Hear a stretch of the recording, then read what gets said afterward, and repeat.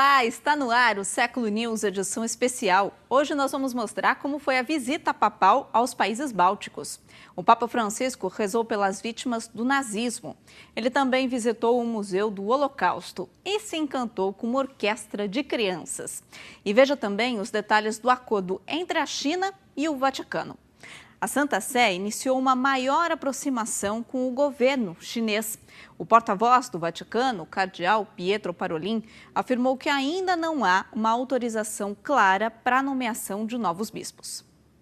O secretário de Estado do Vaticano, Pietro Parolin, não especificou quanto tempo levará para a China e o Vaticano chegarem a um acordo sobre a nomeação de bispos, mas ele espera que seja em breve. Sim, esperamos que não demore muito para que este acordo seja assinado. Temos trabalhado para isso há anos. O cardeal negou qualquer viagem do Papa à China.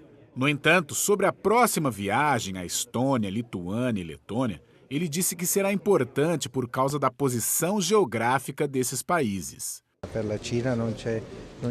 Para a China não há nada, absolutamente nada no momento. Para a viagem aos países bálticos, parece-me que está tudo bem. Estamos nos aproximando rapidamente, então tudo está pronto. Eu acho que vai ser uma viagem muito intensa, muito intensa. Eu vi o programa e será muito interessante por causa da posição desses países. A República Popular da China e o Vaticano não têm relações desde 1951, quando o núncio foi expulso do país. Desde então, uma forte perseguição contra os cristãos foi desencadeada. A China criou uma igreja paralela ao Vaticano, cujos bispos foram eleitos pelo Estado. Este foi o ponto central de desacordo entre os dois países. Portanto, a assinatura de um acordo sobre este ponto seria histórico. E o Papa Francisco fez uma viagem aos países bálticos. Na Lituânia, ele fez uma passagem emocionada por um museu que antes servia como prisão e local de tortura para os nazistas. O Papa Francisco parou seu carro nos portões do gueto de Vilnius para rezar pelos milhares de judeus assassinados pelos nazistas nesta cidade há apenas 75 anos. O presidente o acompanhou a um lugar onde lembrou que das 57 mil pessoas presas pelos nazistas neste bairro, apenas 2.000 sobreviveram. Esta não foi a única tragédia para os judeus lituanos. Antes da chegada dos nazistas, havia 208 mil judeus no país e apenas 12 mil sobreviveram ao Holocausto. De lá, o Papa foi para outro lugar terrível na cidade, o antigo quartel-general da Gestapo e da KGB. Ele foi transformado no Museu das Ocupações e Lutas da Liberdade. O Papa visitou as celas onde cristãos católicos e protestantes foram presos, interrogados e torturados. È stato condannato con Monsignor Tampevicius, lui ha fatto 10 anni nel prigione e ci ha rifatto con tutte le coppe e tutte le altre cose di prigionieri. O Papa Francisco estava acompanhado pelo bispo de Vilnius e outro bispo, que foi vítima de repressão neste lugar. O Papa acendeu esta vela no museu, que deixou queimando como uma homenagem às vítimas. Então ele orou claramente emocionado neste lugar de dor e sofrimento. Em seguida, na área de execução, ele escreveu uma mensagem no livro de honra do museu. Ele disse: "Neste lugar de violência e ódio, eu orei por reconciliação e paz." Depois, visivelmente cansado, encontrou-se com vítimas da repressão, perto do monumento que recorda aqueles que morreram por causa do totalitarismo. Lá, mais do que fazer um discurso, ele fez esta oração: Che nel tuo grido e nella vita dei nostri padri che tanto hanno sofferto. Em seu grito e nas vidas de todos que sofreram tão grandemente no passado, podemos encontrar a coragem de nos comprometermos decisivamente com o presente e o futuro. Que esse grito nos encoraje a não sucumbirmos às modas do cotidiano, a slogans simplistas ou a esforços para diminuir ou tirar de qualquer pessoa a dignidade que você lhes deu. E ad ogni tentativo di ridurre e togliere a qualsiasi persona la dignità. A Lituânia proclamou sua independência da Rússia em 1918. No entanto, em 1940, durante a Segunda Guerra Mundial, foi ocupada pela União Soviética, que suprimiu seus partidos políticos. Entre 1941 e 1945, os nazistas ocuparam o país e depois novamente a União Soviética. A liberdade só veio em 1990. Durante esse período, perdeu 1/3 de sua população. Desta, metade foi assassinada ou deportada. A outra metade teve que fugir do país. Nesse breve momento, o Papa rezou por todos eles. Na chegada à Letônia, Francisco foi recebido por crianças. Veja só como foi. Assim que chegou à Letônia, o Papa foi recebido com essa surpresa musical.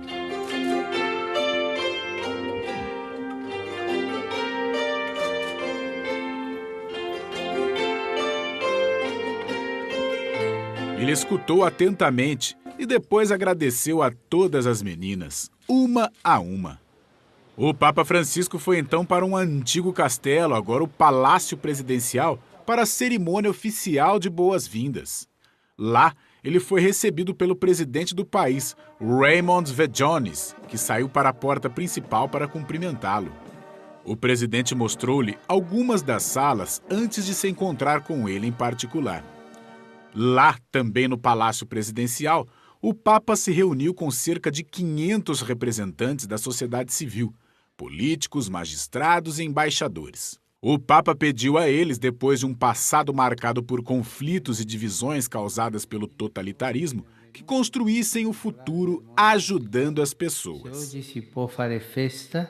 Se hoje podemos comemorar, é devido a todos aqueles que abriram caminhos e abriram uma porta para o futuro e legaram a vocês essa mesma responsabilidade, abrir uma porta para o futuro, olhando para tudo que está a serviço da vida, de gerar vida. Como parte do protocolo do Estado, o Papa e o presidente colocaram flores na frente do Monumento da Liberdade. Ele foi construído em 1935, durante um curto período de liberdade, e conseguiram impedir que ela fosse demolida durante a ocupação soviética. As baixas temperaturas dos estados bálticos contrastam com o calor romano, e o Papa teve um pouco de frio. Mas isso não o impede de desfrutar da companhia e do calor humano. E na última etapa da viagem aos países bálticos, o Papa Francisco visitou a Estônia. O país tem a maior taxa de ateus do mundo.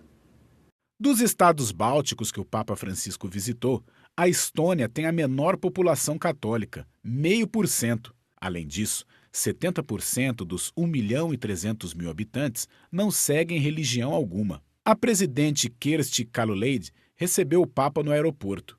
Lá, eles ouviram um belo coral como este.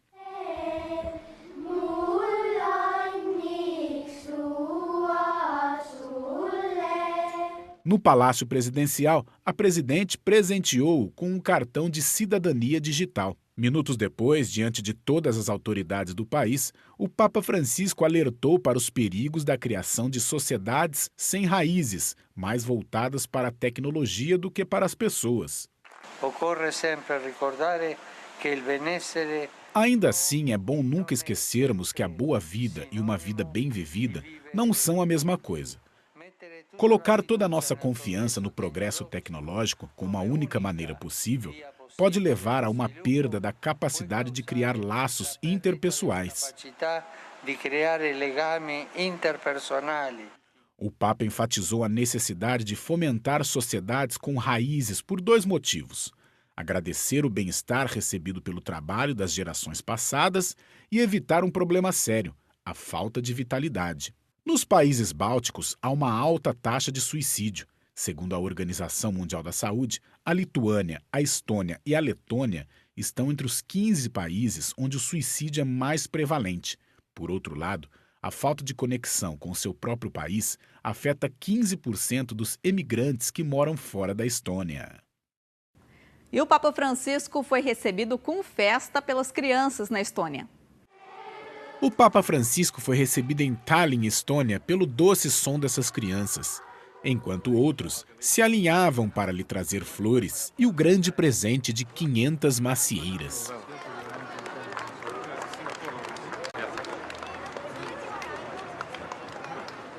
recebeu um tapete vermelho de boas-vindas ao entrar na igreja luterana de St. Charles por aplausos estrondosos de jovens, em um país onde 70% se descrevem como não religiosos.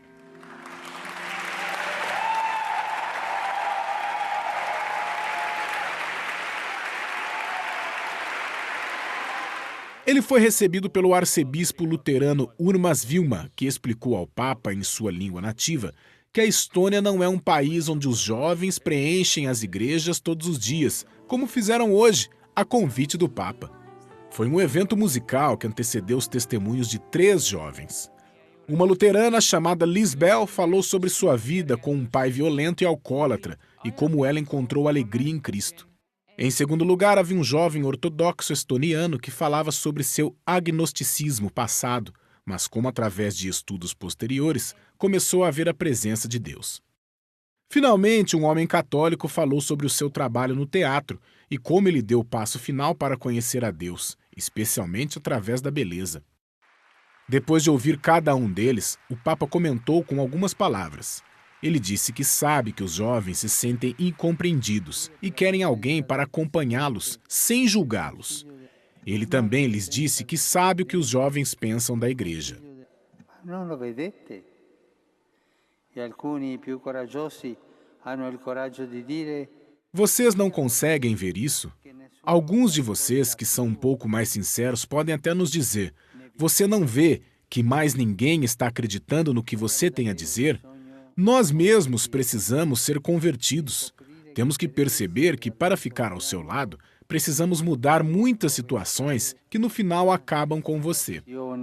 che sono, in definitiva, quelle che vi allontanano.